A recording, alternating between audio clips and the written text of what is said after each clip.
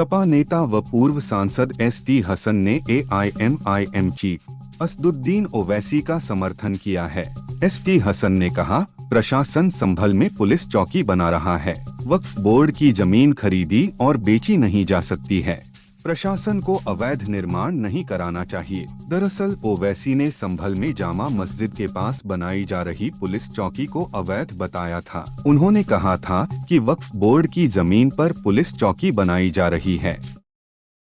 दिल्ली के पूर्व सीएम अरविंद केजरीवाल ने केंद्र सरकार पर बड़ा आरोप लगाया है। उन्होंने एक्स पर पोस्ट किया, किसान आंदोलन की वजह से वापस लिए गए तीनों काले कानून को बीजेपी सरकार दोबारा लागू करने की तैयारी कर रही है। पंजाब में किसान कई दिनों से धरना दे रहे हैं। 3 साल पहले किसानों से किए गए वादों से केंद्र सरकार मुकर गई है। बीजेपी सरकार किसानों से बात तक नहीं कर रही। बीजेपी को इतना अहंकार क्यों है?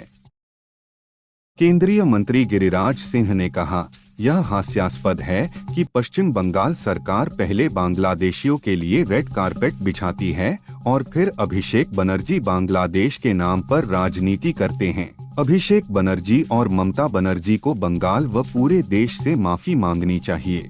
पश्चिम बंगाल बांग्लादेशी घुसपैठियों के लिए नर्सरी बन गया है। आरजेडी प्रमुख लालू यादव ने बिहार के मुख्यमंत्री और जेडीयू चीफ नीतीश कुमार को साथ में आने का न्योता दिया था, जिस पर नीतीश ने साफ कर दिया है कि वह एनडीए छोड़कर कहीं नहीं जाएंगे। लालू के बयान पर नीतीश ने कहा, लालू क्यों बोल रहे हैं, वो छोड़िए। इस बीच केंद्रीय मंत्री ललन सिंह ने भी साफ कहा कि नीतीश एनडीए में हैं और एनडीए में ही रहेंगे। अनुप्रिया पटेल ने कहा कि आशीष पटेल पर बेबुनियाद आरोप लगाए जा रहे हैं।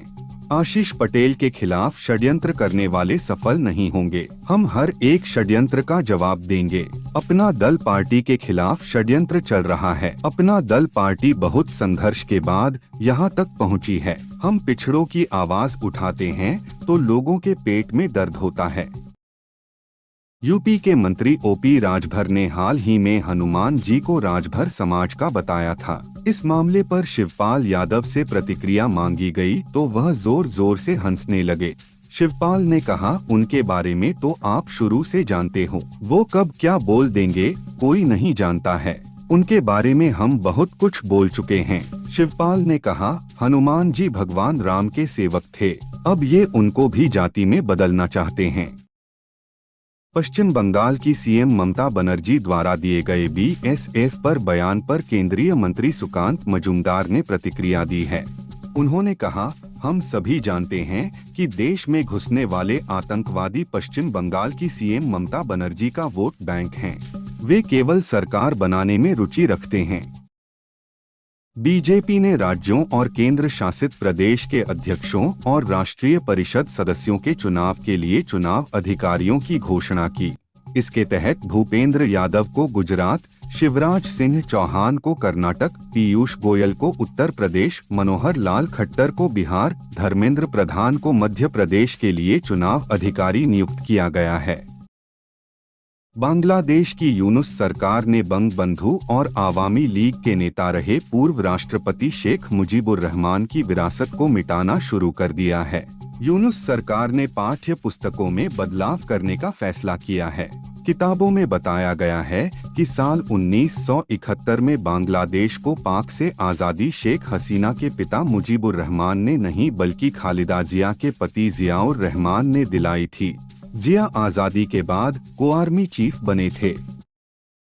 खेल मंत्रालय ने 2024 मेजर ध्यानचंद खेल रत्न पुरस्कार की घोषणा कर दी है। मनु भाकर, डी गुकेश, प्रवीण कुमार और हरमनप्रीत सिंह को यह पुरस्कार दिया जाएगा। बता दें, खेल रत्न पुरस्कार पाने वाले खिलाड़ियों को 25 लाख रुपए का नकद पुरस्कार दिया जाता है। इसके अलावा उन्हें 1 मेडल और 1 सर्टिफिकेट भी दिया जाता है। पहले यह राशि सिर्फ 7.5 लाख रुपए होती थी, लेकिन मोदी सरकार ने इसे बढ़ाकर 25 लाख रुपए कर दिया है।